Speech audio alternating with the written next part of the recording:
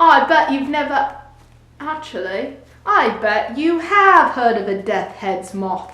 Moths are like the butterfly's furry and arguably more adorable cousin, with feather-like antennae and a furry thorax. Almost as furry as me. Getting a close-up look is enough to make most think, aww. Unless you're the deathhead's moth. As you can guess, the deathhead's moth got its name from the sinister-looking skull shape on the back of its thorax. In many cultures, it's thought to be an omen of death because, well, it's got a skull marking on its back. Death! Death to all right there! You most likely recognize or have heard of this little guy from his debut film appearance in Silence of the Lambs. In the movie, the moths are raised by the serial killer Buffalo Bill and placed in a dead girl's mouth. Ugh! Look, I get that nature is weird and wonderful, and yes, animals and insects can do horrendous, disgusting things, but that's a part of nature. Putting a moth cocoon in a dead girl's mouth, it's just gross, disgusting, disturbing. This whole movie is disturbing. Who likes this stuff?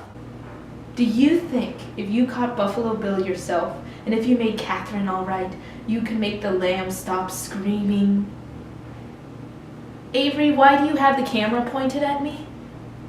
Is this a takeaway? What have I said about me time? Get out. Needless to say, this moth has a reputation for not being a very nice moth, which goes to show you really can't judge a person by how they look, or in this case, judge a moth by the skull tattoo on his back. No, the deathhead's moth can be just as adorable as any other moth, with the noise it makes. Most moths cannot make noise, and the ones that do make noise by rubbing their legs and wings together, similar to how a cricket makes noise. Do you drink from the bottle? No, Toffee, it's not time for dinner. You're not getting a moth and you're not getting crickets. Just leave this alone. But you know my friend the Deathhead's moth. That's too ordinary for him. He's got to be different. So he makes noise by squeaking. Yes, you heard that right. Take a listen of this clip from BBC Earth.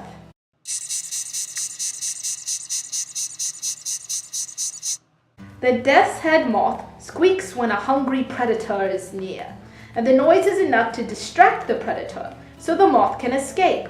Imagine you're about to bite down on that sweet burger you just got, and the moment you reached for it, it started to squeak. Would you eat it then? If you would eat a squeaking burger, comment below. Lucy, get out! This is my educational segment! As if that wasn't extra enough, the deathhead's moth also has a very specific diet. Moths and butterflies consume nectar, a sugary liquid made by flowers. The curly part of their head is the proboscis. It unrolls and sucks in the nectar like we were to suck up a sweet sugary soda from a straw. Now, while the nectar is perfectly fine for almost every other moth, it's not good enough for the deathhead's moth. No, he craves something sweeter, something stronger, something only bees can make. That's right, he eats honey.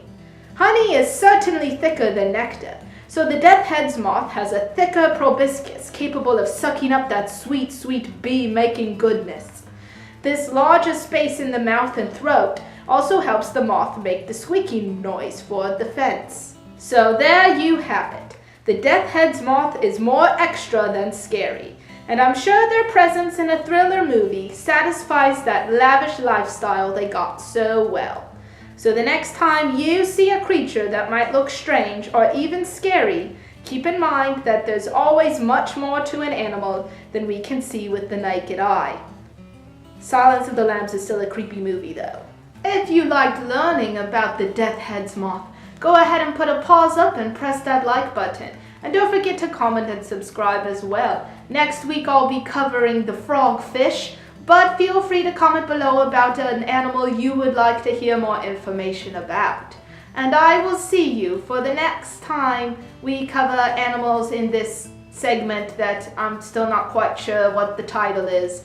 but we'll figure it out eventually. I can't think of anything good. Maybe strange animal facts? But Bet You've Never Heard Of is kind of the title. What do you think, Toffee? How does that sound? Maybe.